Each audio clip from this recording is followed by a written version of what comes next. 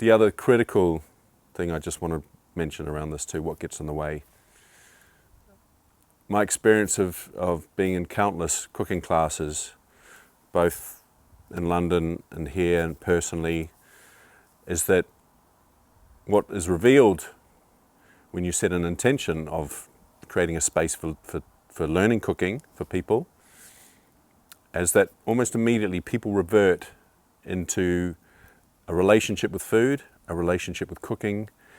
and a relationship with the kitchen, which is informed by their childhood and their family background, their upbringing. So it's almost, I have noticed this, but it's almost like everyone reverts to 5 years old in the kitchen. And